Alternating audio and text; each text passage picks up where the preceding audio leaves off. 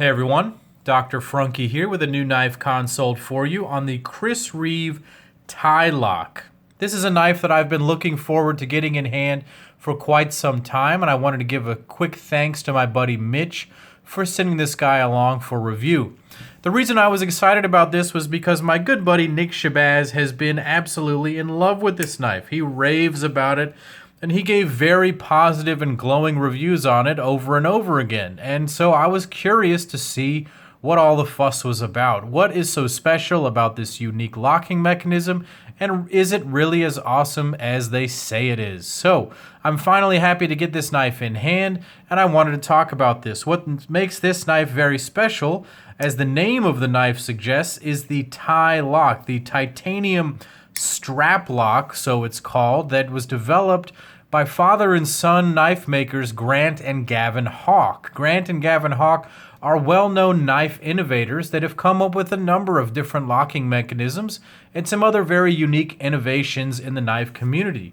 I welcome innovation of all types in basically all fields, because without innovation, everything is boring. But this may be one of those examples where innovation maybe exceeds function. And I think that was sort of the point. The Hawks took this design to Chris Reeve Knives back I guess it was around 2011. They discussed it with them, and they were able to bring it into production. Now, the original Ti-Lock sold for about $450.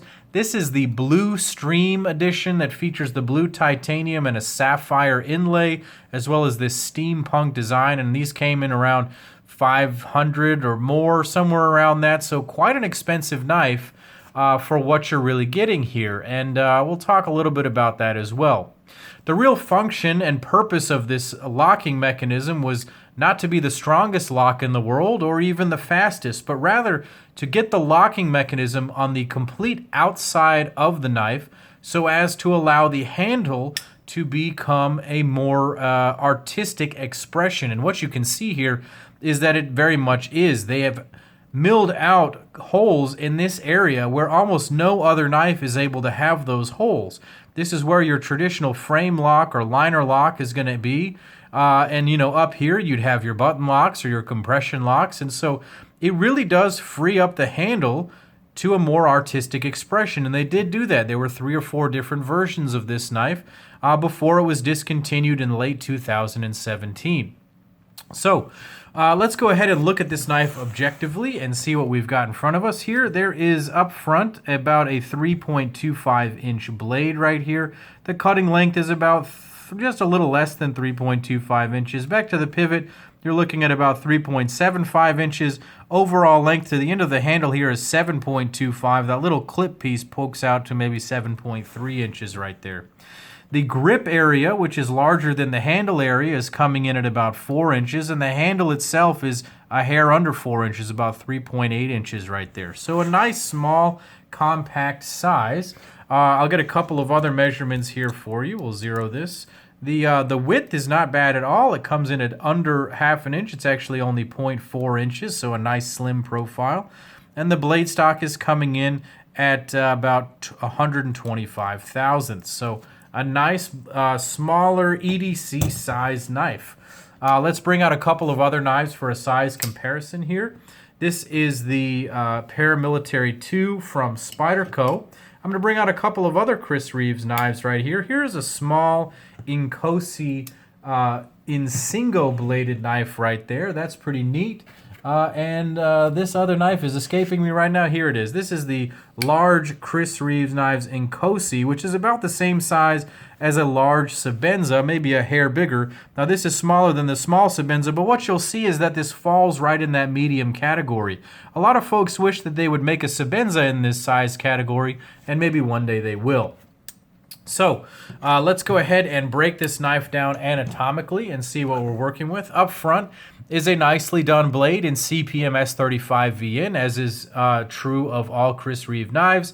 And the blade is perfectly functional, just like a Sebenza. It is an excellent blade with an excellent edge, and it just works. And it's just so nice. Very, very user-friendly. It slices beautifully. It comes with that factory convex edge on it, and there's nothing to complain about a Chris Reeve blade. At the end of the day, even though it's a bit of an experiment here, they made it very functional. It does slice very, very well. So I have nothing to complain about there. It's done in their very fine stone-washed finish, and it's absolutely stunning. With that lock in it, it actually provides a bit of a visual accent. While this is not ideal for all cutting tasks, this is worse than any type of fuller for collecting some crud in it. It certainly adds a bit of visual flair to the blade. This is only going to be somebody's sort of higher end carry, so likely this won't see dirty jobs very often. So that's a bit of a moot point right there. Let's go ahead and move back to the pivot and the locking mechanism. And I'm just going to go out and say it. I despise this locking mechanism. I just really don't like it. It is all of the worst things about a friction folder with, you know, all of the problems of, I don't even know what to say here, but it's just awful. You know, it's jerky. You have to disengage it here. So you have different ways to disengage it. You can do this one-handed, where you pop it open and then it goes to about there and then it stops, and then you have to bring it all the rest of the way back, overcome some resistance, and lock it in place. Or you can do the two-handed method right here, and then the two-handed closure where you pull up on that and then you do that. You can unlock it with one hand just like this, although that is a bit inconsistent sometimes. I find it sometimes I push on this and then the lock just goes to the side and it doesn't really disengage. But the worst thing about this knife is that when I try to deploy this with one hand, look where my hand sits in terms of the lock right there. And if you leave your finger right there, you're absolutely going to pinch the heck out of yourself. And I've done that a couple of times, and it's just very uncomfortable. And to be honest, it's just not a whole lot of fun. And I see why this knife was discontinued, because that's just not very much fun. And I'm not going to lie, Chris Reeve knives already suffer from a not super exciting deployment. None of them are particularly fast or easy to deploy. You can see that right there. Now, I'm able to finger flick my Inkosi the right, well, not on camera, obviously, but what you can see is none of them are really ideal for that. And so to make that even worse with this is just killing me. It just, the quality is there. I see it. It's well executed, and I appreciate the innovation, but it's just more frustrating than it is fun, and I just don't enjoy it. And honestly, it's somewhat dangerous because it will pinch the heck out of you if you're not super careful, or just do a two-handed deployment every single time. But where's the fun in that? Now, this is not a liner lock. I mean to say what am I trying to say here? A slip joint lock right here, and you cannot disengage it by pushing on it. It's actually strong enough where if you push on it really hard like this, it's not going to close. So at least there is that security. Now, let's go ahead and move back to the handle here. The handle is very beautifully done. I do like that they can use some different designs on it. Now, I'm just not really a huge fan of a lot of what Chris Reeve Knives comes out with in terms of their unique graphics. I don't know what they're smoking in there, but they come up with these weird patterns that just are not very appealing. They put this piece over here. It's not centered. This just bothers me on many, many levels. And while I appreciate the intricacy, the design does absolutely nothing for me. On the back, they wrote Idaho made, which just totally detracts from the fact that this is an artistic looking knife. It's quite plain. I just don't really know. This is another contribution. This is the Grant & Gavin Hawk style clip.